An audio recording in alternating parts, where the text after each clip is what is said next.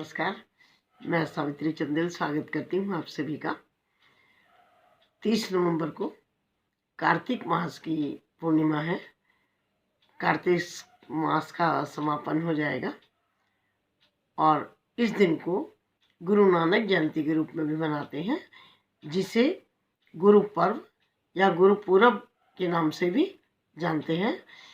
गुरु नानक जी का प्रकट उत्सव दिन है।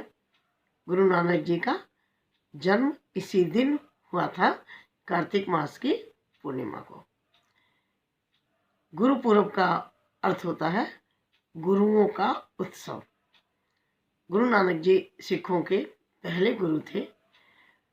उन्होंने सांप्रदायिक सद्भाव के लिए हमेशा ही कार्य किया।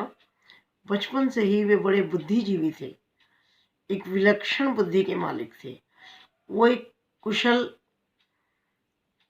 पथ प्रदर्शक, धर्मवेत्ता, एक अच्छे गृहस्थ और ना जाने कितने गुणों को अपने अंदर संजोए थे। बचपन से ही उनके कार्य सब लोगों से अलग थे। वो सामान्य बुद्धि के व्यक्ति नहीं थे। बचपन से ही कहते हैं ना कि पूत के पांव तो पालने में ही पहचाने जाते हैं, तो उनके महानता तो उनके बचपन से ही नजर आती थी। क्योंकि एक बार जब उनके पिता ने उन्हें कुछ पैसे दे करके, 20 रुपए दे करके एक नेक कार्य, अच्छा कार्य करने के लिए भेजा, तो जब वो गए तो वहाँ जाकर के उन्हें कुछ लोग साधु संत बैठे हुए मिल गए भूखे।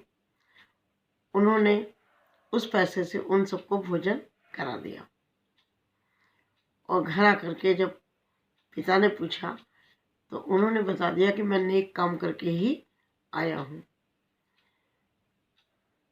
तो बचपन में जब हम छोटे थे तो हमारे माता पिता भी ये कहानियाँ सुनाया करते थे। तो उन्होंने हमें बताया था कि एक बार गुरु नानक जी को खेत की रखवाली करने के लिए भेज दिया, तो वहाँ पर जैसे पक्षी दाने चुगने लगे या खेत में आ गए तो उन्होंने भगाया नहीं और उन्होंने कहा, राम की चिड़िया राम का खेत, खा लो चिड़िया भर भर पेट। उनके अंदर मानवता कूट कूट कर भरी हुई थी। जाति भेद, रंग भेद, छोटा बड़ा उनके मन मस्तिष्क में बिल्कुल नहीं था और वो इन चीज़ों को ख़त्म करना चाहते थे और इसके लिए उन्होंने कार्य भी किया। जो लंगर की प्रथा उन्होंने चलाई, वो किस लिए चलाई कि लंगर में किसी भी जाति का, किसी भी धर्म का, गरीब अमीर, रिक्शा चलाने वाला, कार चलाने वाला, सब एक स्थान पर बैठकर एक ही प्रकार से खाएंगे, भोजन करेंगे, लंगर मिलेगा। तो ये जो प्रथा उन्होंने चलाई, ये सामाजिक एकता जाहिर करने के लिए कि सभी मानव एक हैं। उन्होंने देश विदेश में जाकर के लोगों के अंदर से रूढ़िवादिता, सांप्रदायिकता को हटाने का कार्य किया और सबके अंदर सद्गुणों का विकास करने का प्रयास किया और काफ़ी हद तक वो सफल भी रहे। तो गुरु नानक जयंती पूर्णिमा के दिन ही मनाई जाएगी, 30 नवंबर को। इस दिन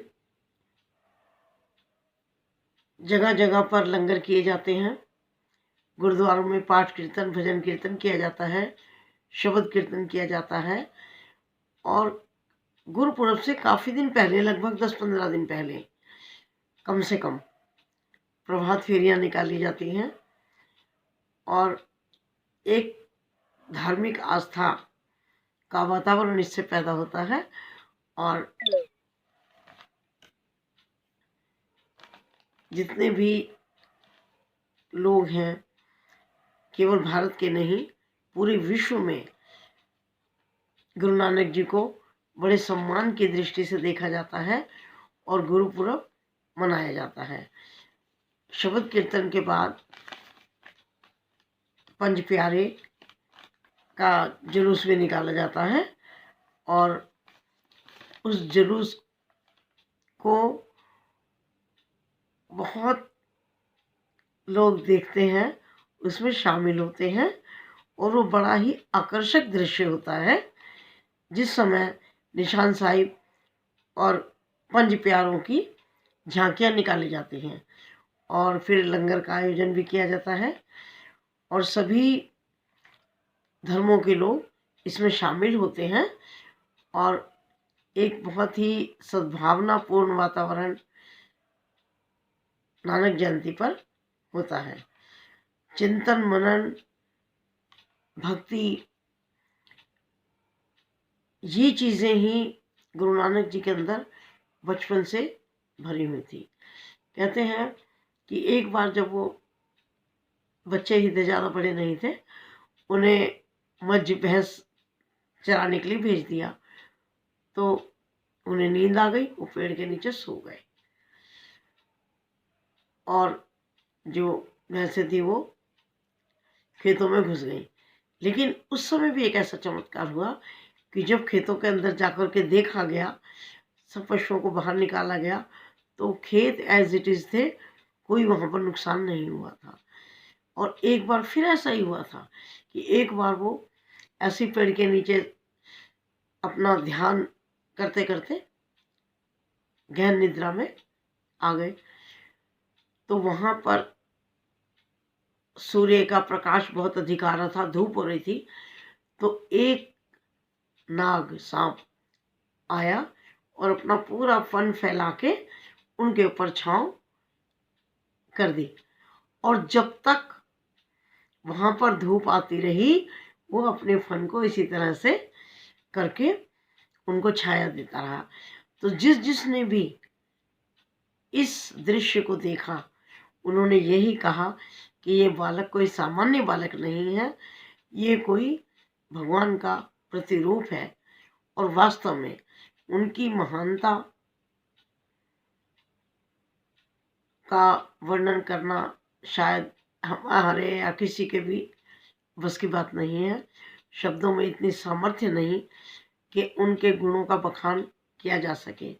कुल मिला के उनको नमन करके यही कहा जा सकता है कि वो एक अवतार थे, सच्चे शब्दों में मानव इंसानियत से भरे हुए व्यक्ति थे, संत थे, महात्मा थे, जिन्होंने सभी धर्मों के लोगों को आपस में मिलकर रहने का पाठ पढ़ाया।